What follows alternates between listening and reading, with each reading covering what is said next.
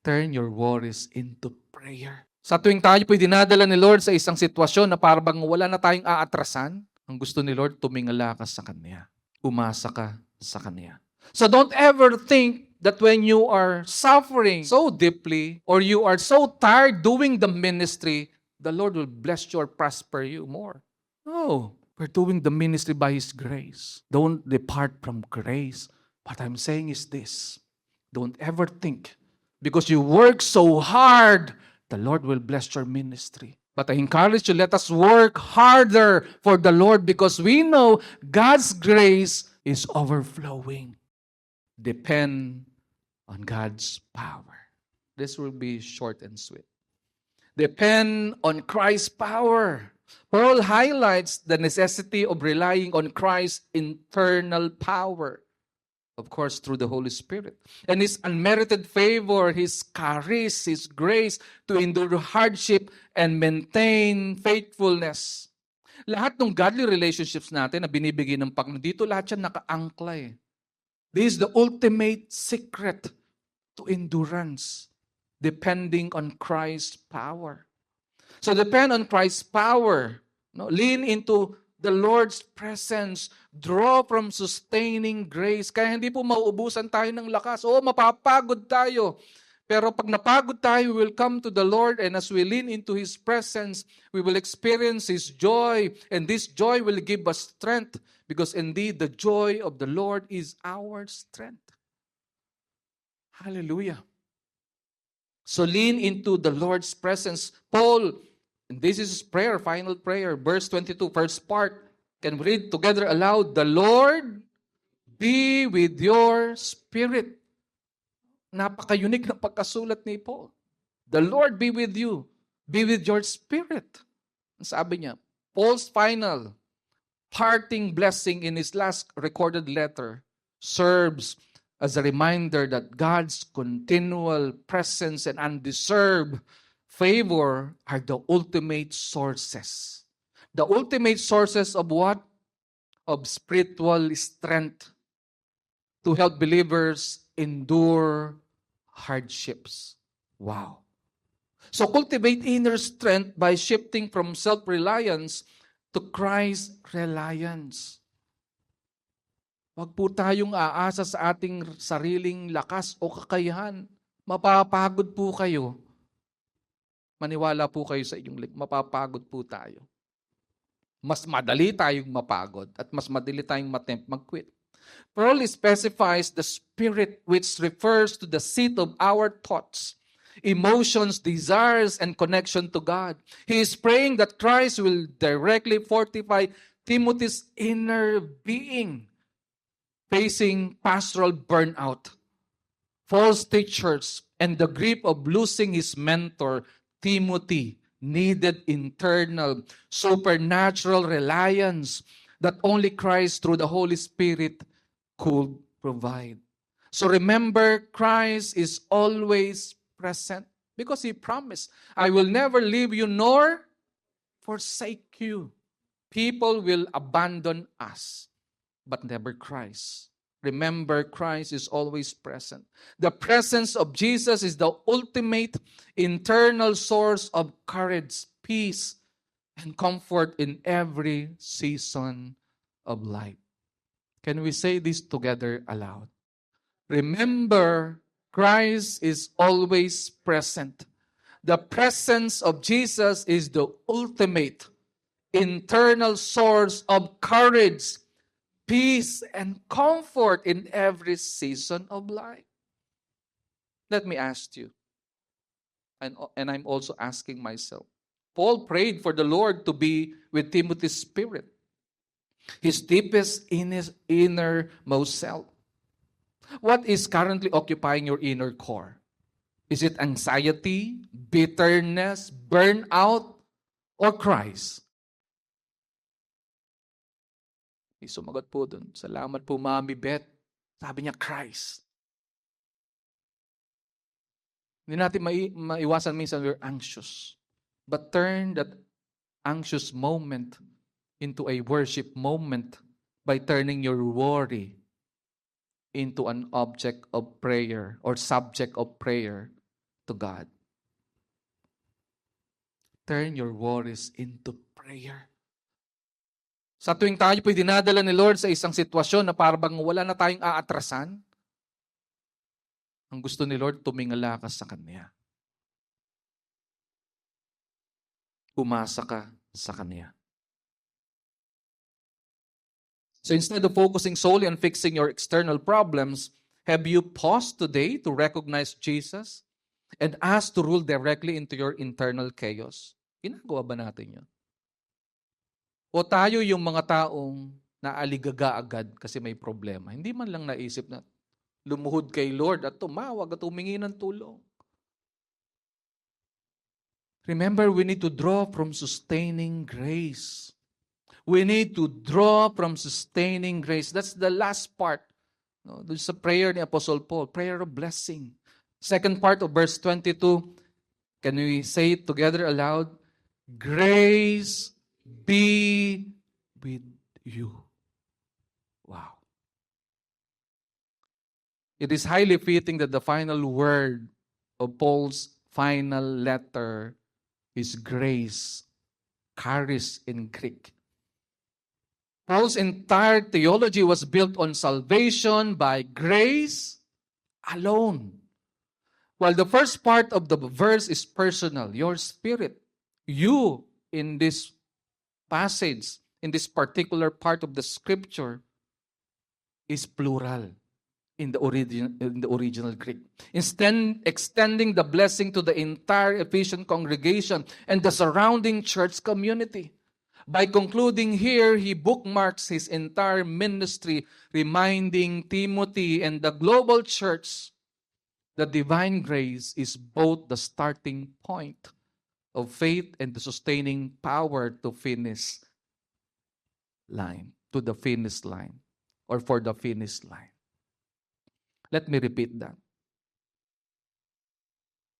Divine grace is both the starting point of faith and sustaining power for the finish line. So stop earning God's favor, mga kapatid. Stop earning God's favor. Grace is the divine unmerited assistance or unmerited favor of God. So don't ever think that by persevering, we earn God's favor. We endure because God's favor is in us. So don't ever think that when you are suffering, so deeply, or you are so tired doing the ministry, the Lord will bless you or prosper you more. No. We're doing the ministry by His grace. Yung kapangyarihan ng biyaya ng Diyos na kumikilos sa iyo, whether isang 1,000 oras ka na naghanda para sa ministry, sa isang oras na ministry na paghahanda, dahil biyaya lang yan ng Diyos, parehong kapangyarihan lang. Don't depart from grace. So, ang ibig bang sabihin, Pastor, maging tamad tayo, maging bigla-bigla. No. What I'm saying is this. Don't ever think, because you work so hard, the Lord will bless your ministry. But I encourage you, let us work harder for the Lord, because we know God's grace is overflowing. I will never stop serving the Lord with all my heart, with all my mind, with all my soul, and with all my strength, knowing that the grace of the Lord, the charis, is with me, is with you. But don't ever think when you wake up one day and someone needs your testimony or the preaching of the gospel, hindi ka pa nag-pray, hindi ka pa nag-devotion, hindi ka pa rin nag-gargle. Pero nandun na yung tao eh. Sabi ni Lord, sharean mo yan. Pastor, mag-devotion mo. No. Right there and there. Witness to that person, whoever he is or she is. Because the grace of God is sustaining you to do the ministry.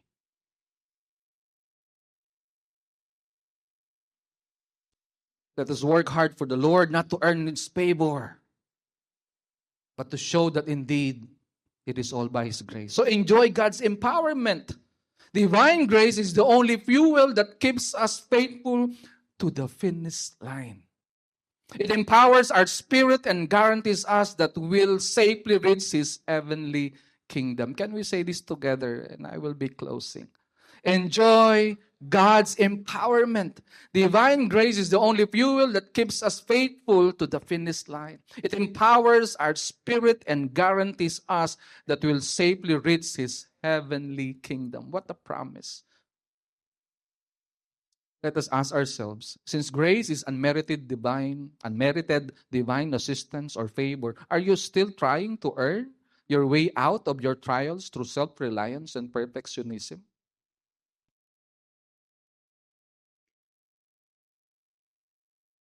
Do you view God's grace just as a ticket to heaven, or are you relying on it daily as the fuel to reach the finish line? For our conclusion and final application, mga kapatid, remember this: we cannot endure or finish the Christian race in our own strength. Let me say that again. We cannot endure or finish the Christian race in our own strength.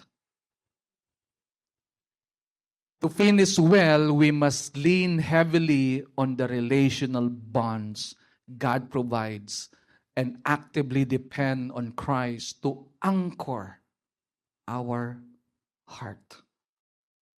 So stop trying to carry our burdens alone.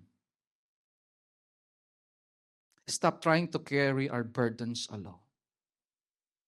Reflect on where we draw our strength when facing weariness. Commit today to cultivate mutually encouraging relationships within our church community and consciously ask the Lord to be the anchor of our spirit. We finish the Christian journey well by depending on Christ and the supportive relationships He provides. Remember, Christian endurance is rooted entirely in the power, grace, and finished work of Jesus Christ, made possible through the Holy Spirit. So as Christ followers, we remain steadfast not by our own sheer willpower, but by cultivating a joyful, earnest reliance on the indwelling Holy Spirit, who provides the strength to endure, obey God's will, and pursue a stronger connection with Jesus Christ until the final promise of eternal rewards is realized. Brothers and sisters, let us persevere in Christ together. Let us keep the faith together, and let us finish the race together. Can I hear amen?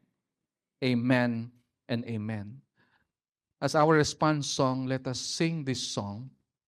Yet not I, but through Christ in me. Let's all stand up. And may this be our prayer this morning.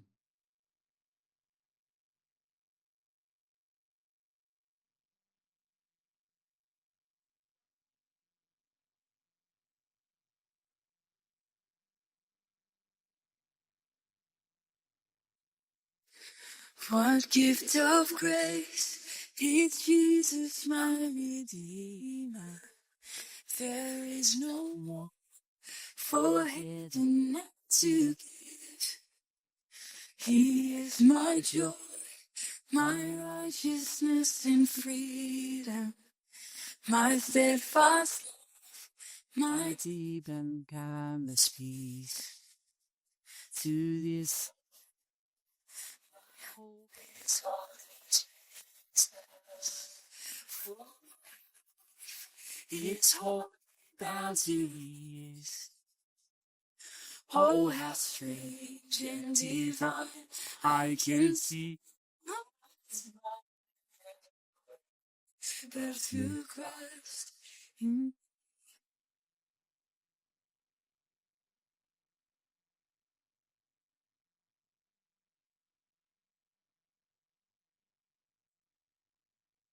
denied his for him forsaken. For by my side, the Savior he will stay. I labor out in weakness and rejoicing, for in my need his power is to sway. To this I hold, my shepherd will defend. Fire be all the night has been won, and I shall but through Christ in me. Yes, Lord.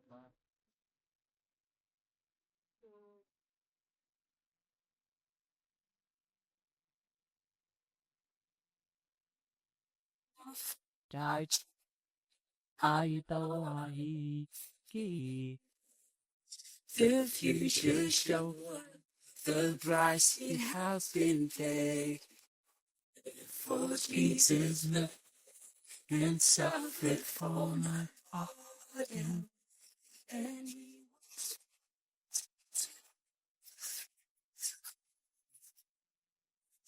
he suffered my sins be defeat. Jesus love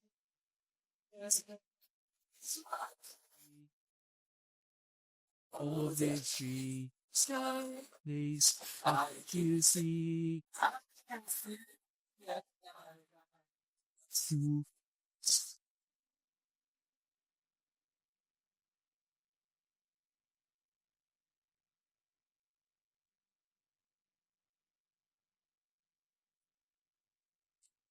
breathe every breath. I long to follow Jesus, for he has said that he will bring me home into by the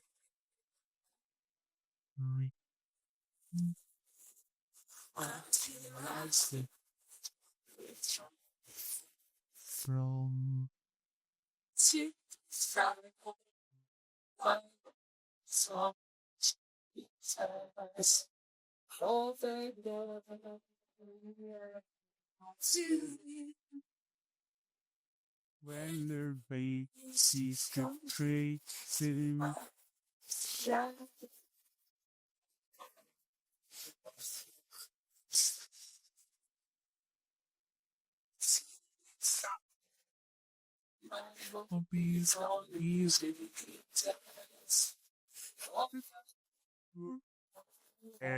Rose be. When the seas still mindy and back to God. When the seas complete, still my the through Christ in me. Yet not I, but through Christ in me. Yet not, but through Christ in me. In the powerful name of Jesus Christ our Lord, and all the people of God say, Amen and Amen. Please take your seats. Part of our worship service today, or before our worship and giving Elder Banjo, is that we will accomplish and submit. Next slide, please. The GC Pampanga 2 Timothy Post-Sermon Series Spiritual Progress Assessment.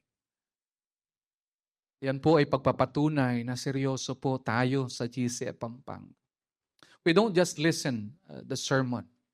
We would like to live it out. The truths of the scripture must be lived out for God's glory and honor. So please take the time to finish it today. And dalawa pong copies yan. No? One copy is for you, for your personal copy, and another copy is for the church, so that we will know where you are and what will be the next steps in your life. And to the next slide, the last slide, if you're here today, you're not yet related with Jesus Christ, your servant is appealing to you. We all know the scripture. The scripture tells us, for the wages of sin is death. That's the problem. And because of this, people are separated from God eternally, and they are doomed to damnation. But there is good news, because Jesus Christ died for our sins. The free gift through Jesus Christ is what? Eternal life. It is eternal life in Christ Jesus our Lord. And because of His grace, if we repent through faith, we will receive this free gift of salvation.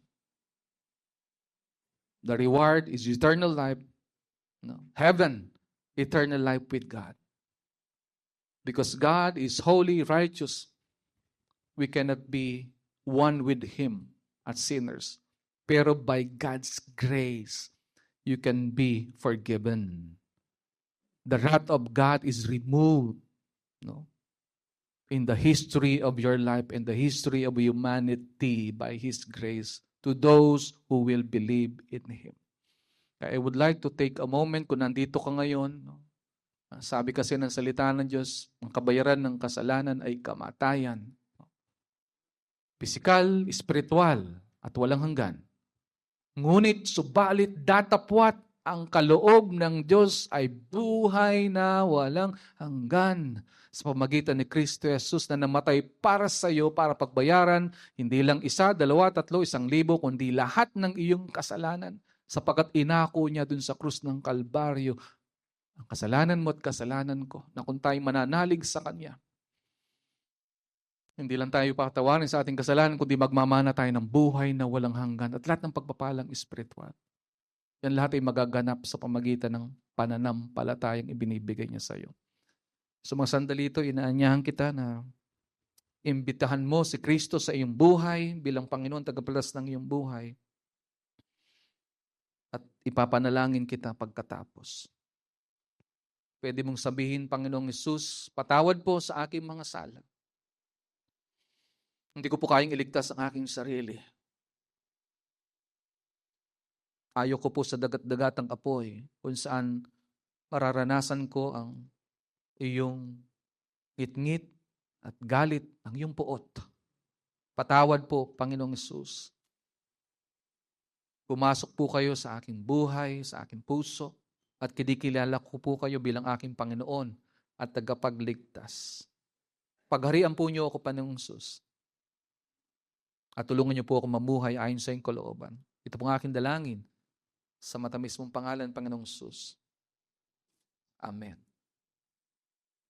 Tayo po'y magbukas sa panalangin. Ama naming Diyos na makapangyarihan sa lahat, salamat po na kinatagpo niyo po kami sa umaga na to. We give you all the praises, the honor, and the glory because today we have finished another sermon series. And we pray that the principles that we learn from your word will be translated into a powerful testimony of people being changed from one degree of glory to another degree of glory.